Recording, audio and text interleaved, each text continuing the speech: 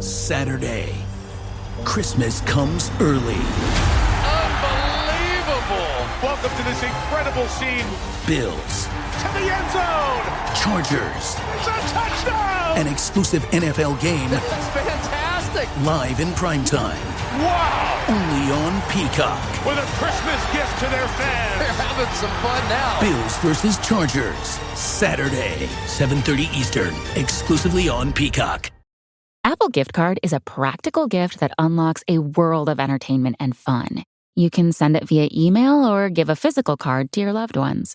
Your friends and family can spend it on their favorite Apple services, including Apple subscriptions. Apple Gift Card can be used to buy all things Apple. Products, accessories, apps, games, movies, TV shows, iCloud Plus, and more. Visit apple.com for details and to send Apple Gift Cards to your friends and family this holiday season. This episode is brought to you by Columbia Sportswear. It's snowing again, and that wind chill is killer. But you're not worried about that because you shop the Omni Heat Infinity Collection. It's warmth perfected with tiny gold dots that reflect your body heat inside and protect you from the cold outside. No snow or chilly temps can stop you now. Go out anyway. Shop the Omni Heat Infinity Collection now at Columbia.com/infinity. The holidays are a time to feel and create joy. And what could be more joyous than the look on her face as she unwraps a stunning new jewelry piece from Blue Nile? How about getting 50% off your purchase? Blue Nile offers premium quality, priced below traditional retail. Their online experts are available 24/7 to answer any questions and make sure you've picked the perfect gift. For a limited time, you can get 50% off at BlueNile.com. That's 50% off at BlueNile.com. Because in those 61 games, he has 40 goals plus assists, which means he's good to either score or assist every other game, more than every other game he steps on the field. And actually, in recent months, that clip has been even higher. I don't ever remember once in my sporting KC fandom where we have had that dude. And Alan Pulido is that dude. Give me beer or whiskey, wine or gin, anything to shake this mood I'm in. My football team's got me drinking. Back at it again with another episode of the Shades of Blue Soccer Show. Midweek episode, an emergency episode. The club has made the largest signing in club history, but they don't say anything about it. Alan Pulido has signed a new 3-year deal through the 2026 season with Sporting Kansas City. It's been a fun day, a fun 24 hours since they teased it. Love a good tease of a major player announcement. That's one of my favorite things in MLS soccer. I've got Sleepy David here and Thad. It is a late night pod we're doing. It is an emergency one. I've just come from kickball. I've had a little bit to drink. It's going to be a good show, boys. I'm feeling good about this. Got a lot to talk about. So the one thing that I'm the most interested in from all of this, quick conversation here before we really dive into it, is that this is for sure, it has to be the largest contract the club has ever signed. World earth-shattering news, right? Except we hear no announcement of that in any way because of the weird thing in MLS, the only league that I know of where we never get any contract details unless it has been leaked by some foreign media. And so, yeah, we didn't get... The last time when they signed Pulido, what we got was record-breaking transfer fee.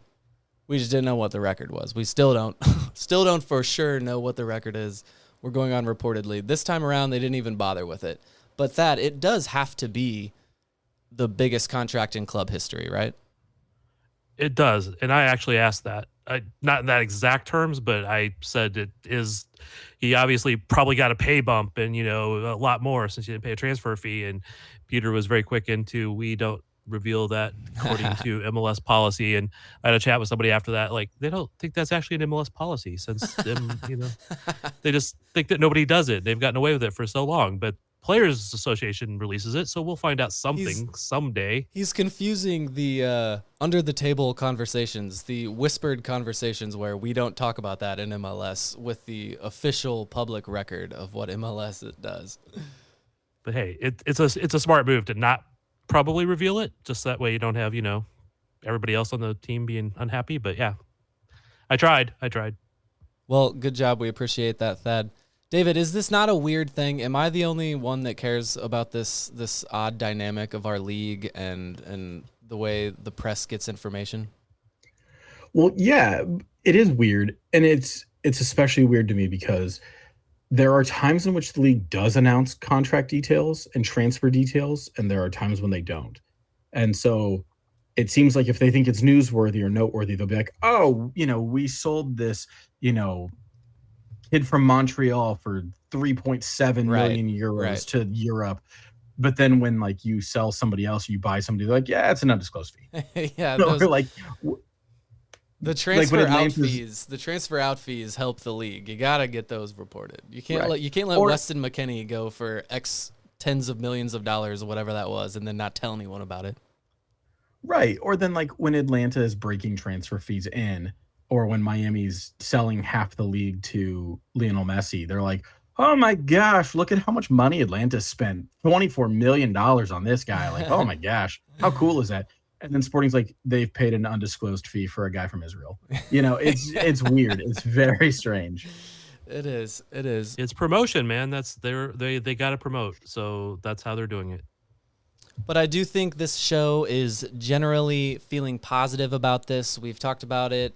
It's been a saga for like almost a year now. I actually looked back at the beginning of this, and the first mention of all of this I saw was from October of last year, when Tom Bogert tweeted about Pulido being asked if he will play for Sporting Kansas City in the 2023 season. So this has been a year-long saga of will he go, won't he go. Chivas was sniffing. A couple other teams in Mexico were sniffing around. But I do think, there's a lot of fair scrutiny here, and we're going to get into that. But I do think this show has come around to being positive about this, right, David? No. Nope. Okay, I went to the wrong guy. No, there. I'm kidding. I'm sorry. Oh. I'm kidding. I'm kidding. No, I think I've said before, when healthy, Alan Pulido might be the best player I've ever seen in the kit. Oh, 100% he is. I don't even know that there's a question of that at this point. Right. It's him, Felipe Gutierrez at his peak, and then like Benny for like 2 years. Right? Those Benny years, man. I'm so glad you said that, and it's not just me that feels like that, but in my head, Benny's one of the GOATs for sure. And I've said before, I'm not an original 96er, but I'm told that Preki was a freak also. But what Pulido does when he's healthy, I mean, he impacts the game in a way that nobody else on the team does. So as long as he's healthy, this is objectively great for us. So we can't really dive into the full, because we don't have the information. We can't dive into, is he worth this money or isn't he?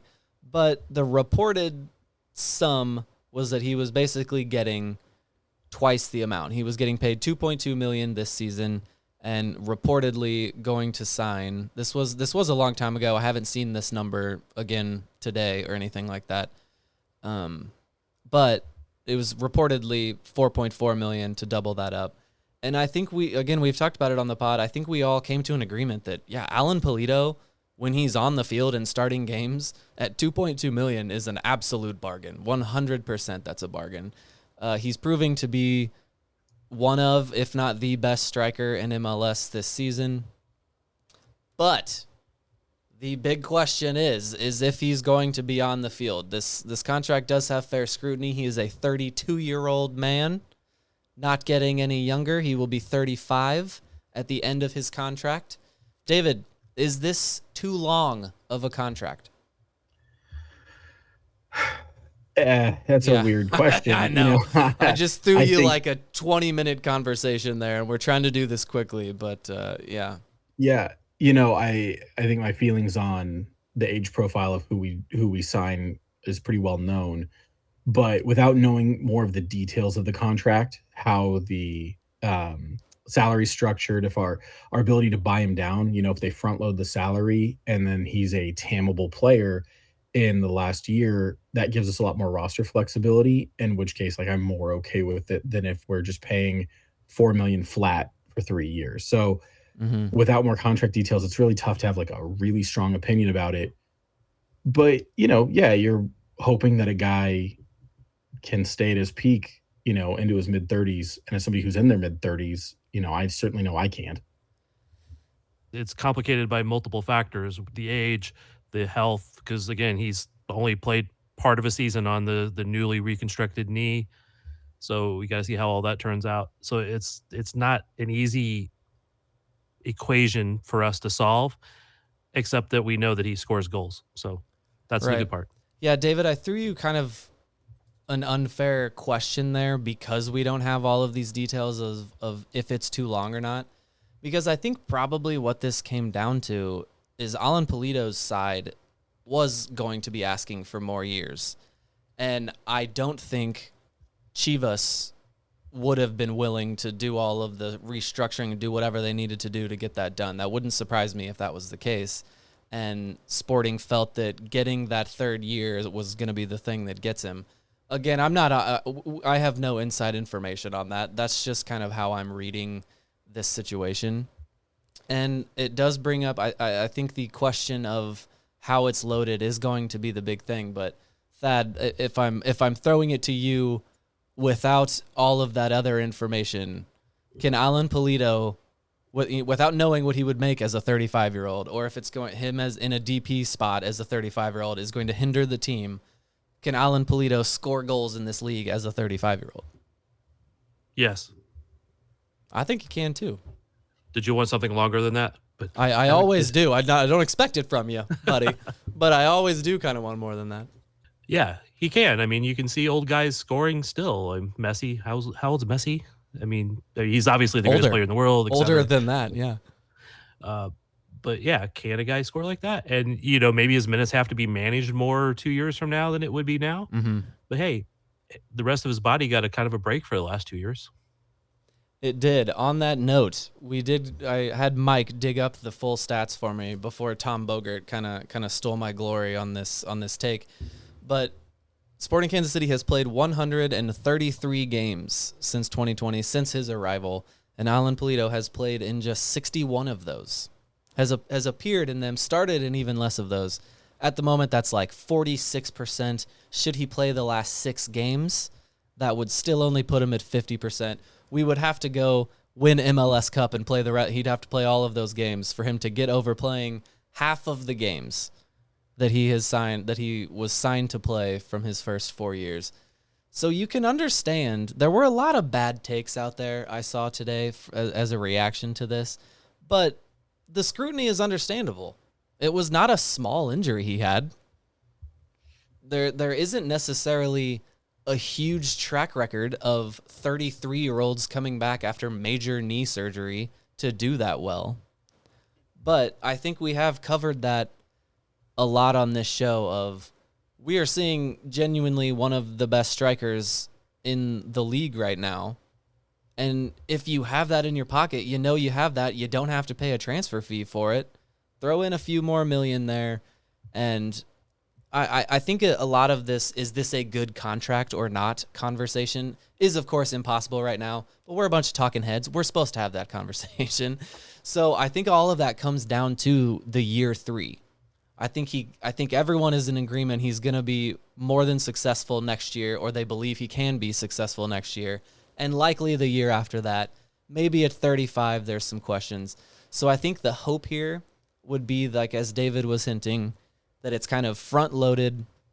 He's making more money in years 1 and 2, and then should the team be in a difficult spot, or because it's so far out that you can't possibly know where you will be, I think the hope right now is that whatever he's making in that 3rd year of the contract is that that he's quote unquote tameable, that he is in a range that he could be bought down from the DP contract and could maybe open something else for Sporting in the year 2026, which just seems like I'm still talking in the future there. 2026 seems like 10 years away still, but Thad, tell me what you think of that.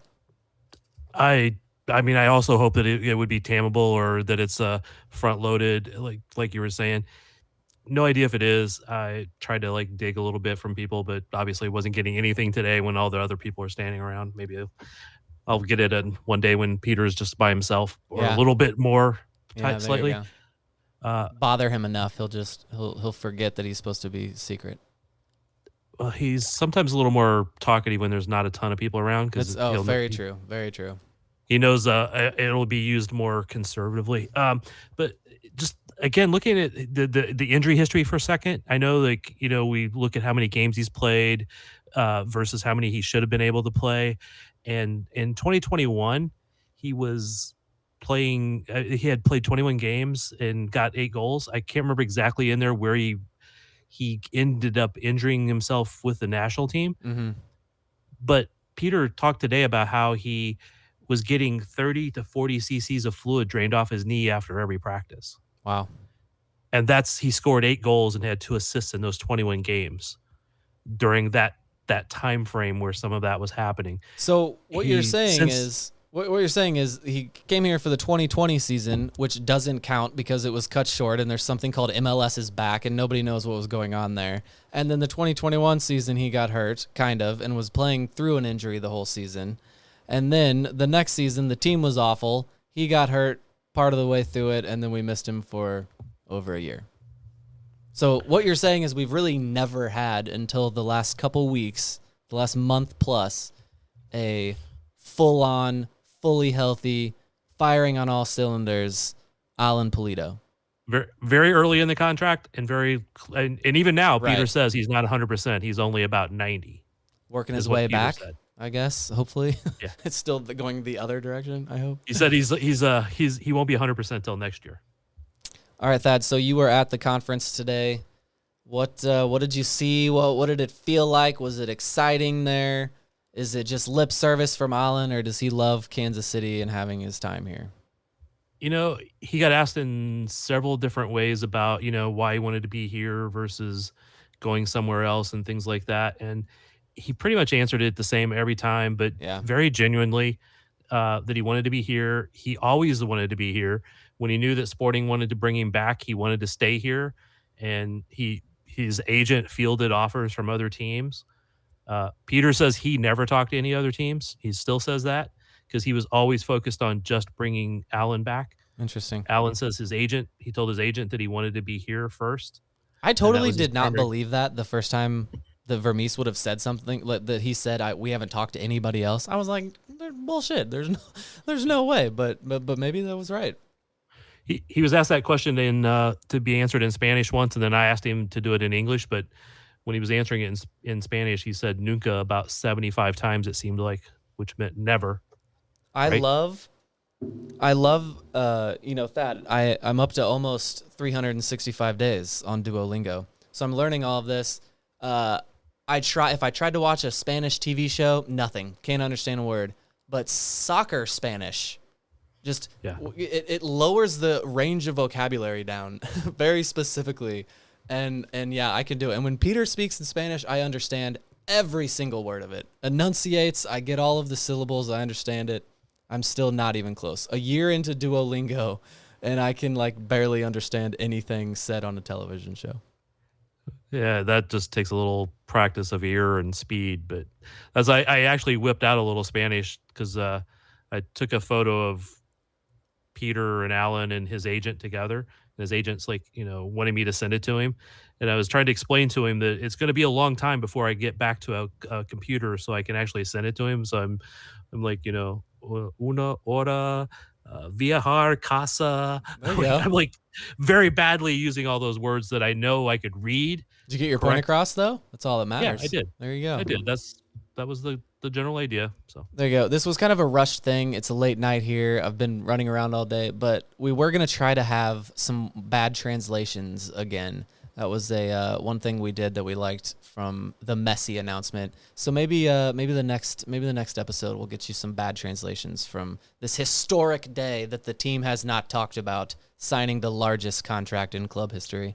Thad, what else from the presser today did we miss? Let's see. It was always that Alan wanted to stay. Peter says he knew he was the right guy from the first couple of days of training. I mean, you spend all that money and you don't know he's the right guy till he's in training. But oh man, Thad, don't you remember that? I remember the first week that he got here. Every single person on the team, in any capacity, was just raving about that he was everything that they could have possibly wanted when he showed up. But I've heard people say that Allen's just a prima donna or whatever, and he doesn't care about the team and all this other stuff. But one of the things that Peter said about how the first couple days he was here, they'll do a lot of like small-sided games. You've seen them, Cody, out there. Well, they'll do like little tournaments where the red team plays the blue team, et cetera. And Training warriors, they call it. When they get to the end, the team that wins doesn't have to do any extra running. The team that comes in second has to do a little bit. Third has to do more, fourth more, et cetera, right? Well, when it was all over and done, the first team had Allen. The team that won had Allen on it. Allen went over and joined the team that had to do the most running just so he would be with them. Look at that. Could not be a more perfect thing. After you spend a secret $10 million on a transfer fee, that is a very perfect thing. So that was one of the things that Peter pointed out today about why he knew he was the right guy. And in different questions at different times, he had a couple of different comparisons to players. One was from the old days of MLS that Peter played against was Jaime Moreno from DC, and just about how he could do a lot of different things. But as a forward, a 9, he compared him to Kun Aguero. Oh my God. I was literally just thinking that. I didn't know if that was just me because he is my favorite player of all time, Sergio Kun Aguero. But he does. You wouldn't necessarily think to compare those two players just on body type. Aguero is much smaller and probably quicker and all of that. But I can absolutely see that comparison. The work rate, the going back to get involved in the play, creating for other teammates, absolutely a great comparison. And Peter even compared him favorably to Aguero because he said that Allen is even more mobile. Yeah, probably because Sergio doesn't play anymore, so he's definitely way more mobile. Yeah, well, if you're comparing them now. But, just another thing is I asked Allen about does he see his current form getting him back to the national team? And he said his first objective is to get in the playoffs. And then objective is to score goals. And then it is to get to the national team. So okay, he had the right priority. And I believe him when he says these things. So yeah, I don't know. I'm tired of the national team with him. He got hurt with them. They kept calling him away to go play. And then he would sit on the bench. Just stay here. El Tri is a disaster anyway. He doesn't need to go. He can't help them. There's no amount of goals he could score could help that team right now. That makes it more likely that he'll go, though. Yeah. Did you just say El Tri? I'm sorry. Did I say it too American for you? Isn't it El Tri? I don't know. If you have an accent. Trio, because, there's 3 colors on the flag? Yes. Okay. Yeah, tri-colored flag because I'm an American. I really nailed Sergio Kun Aguero, and then you had to make fun of me for saying something. You as an keep American. talking about your 365-day Duolingo streak. Well, they don't teach you an accent. I'm good. Listen, I'm bro. good at it. First of all, they do. You have to talk into the app to do it, and second of all, you're a gringo, and you need to sound less like a gringo. I'm fine with speaking it the way Peter Vermees speaks. He speaks it well. He speaks it like an American, and everyone can understand him, even Americans. When he was asked a question to be answered in Spanish, she started asking it in Spanish. He's like, no, can you just ask it in English? I'll answer it in Spanish. But just let's get the translation part out of his mind first, so he can understand it. That was kind of funny. Thad, have you seen, you mentioned the prima donna stuff. Have you seen any of that? Like, do you have any worry? We never talk about the kidnapping thing, but do you ever see anything like that? Because I really haven't. I think we need a guy to show up to media day in Balenciaga. I'm sorry. Like, we just need that for the city. We need it for this team. I love having Alan Pulido here. And I'm saying that as a guy who once said in a very dark moment on this podcast that he ruined my club. But I am very happy he's here. I've never once denied that he's the greatest to wear this shirt. And I have a stat here to fix the one that I said of 61 appearances across 133 matches. Because in those 61 games, he has 40 goals plus assists, which means he's good to either score or assist every other game, more than every other game he steps on the field. And actually, in recent months, that clip has been even higher. So it's just a very sought-after thing. I don't ever remember once in my sporting KC fandom where we have had that dude. And Alan Pulido is that dude. Pula goal, AP9, whatever you want to do. We have that dude now. And I feel very good about this move. You asked me if I ever saw him like in a prima donna kind of facet. Yeah, I'm sorry. I'll I asked say- you a question and then I just started talking. I'm sorry about that. No, that's cool. I was just waiting for my turn. It's I'll look at it from two different ways. Is he going to be the guy that's going to show up in some kind of weird jacket and clothes and hairstyle? Yeah, damn right. Driving a sports car and parking it in the handicap spot. He was, he was handicapped at the time, kind of. I don't know if that's legal. No, he was. It's legit. I mean, he come off knee surgery, so totally legit. But is he that guy? He's probably the one that's going to dress the most fashionable, oddest since Aurelian Collin was around. And I'm okay with that. I don't get it. Anybody that's ever seen me knows I have zero fashion sense, t-shirt and jeans, and that's about as fancy as I get. But on the flip side of that prima donna thing is he doesn't act like it around his team. So, I mean, it's not like, oh, I'm the star and you have to do this or have to do that. That's part of that whole story earlier about joining the guys who have to run more and things like that. So he works his ass off. I've always said that he's a workout monster. If anybody was going to come back from that surgery, he was the one, just because he would work hard enough that strength will overcome sometimes weakness on other parts. And he's the guy that's going to have that, and just the size of those thighs. Those thighs. We could not possibly get rid of those thighs. We need those in Kansas City. It makes us a better place. I just did that whole lead up just so I could mention that, so you could worship his thighs again at Cody. Pula thighs. There we go. I did that. I noticed tonight, someone called me out tonight at kickball for hiking up my legs in the outfield. I was hiking up the pant legs. You got to show off the legs. I feel it. It's just a thing. Your legs get hot. What do you want me to do? I'm an athlete. I'm an athlete competing at the highest level. I'm just like Pulido. Was it a lighted field? A lighted field? Was it a field with lights? Yes, we're playing a night. It's a night. It's night right now. Well, I'm just thinking that's probably a tactic by you to blind the opponent. Yeah. I'm a redhead. It's real bright. All right. Any final thoughts here? We only have one other thing on the rundown to mention here, and it's negative, so I don't even really want to do it. It was written by Robert. It was written by Robert, and he abandoned us. And I'm sorry I left it at the end here. We're gonna bring it back though. I'm gonna say it, and then Thad, known for his energy and happiness, is gonna bring us back around. So we've spent a mysterious, or at least we think, I'm calling it the biggest contract in club history for this. He's a guy you can build around.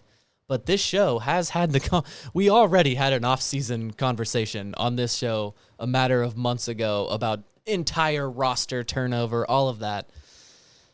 So this stat here is in 2023, SKC has allowed the 7th most goals in MLS. 7th? That's not even that much. 7th most. Okay, 7th most goals in MLS. That is a lot. It's kind of in the bottom third, man. Come on.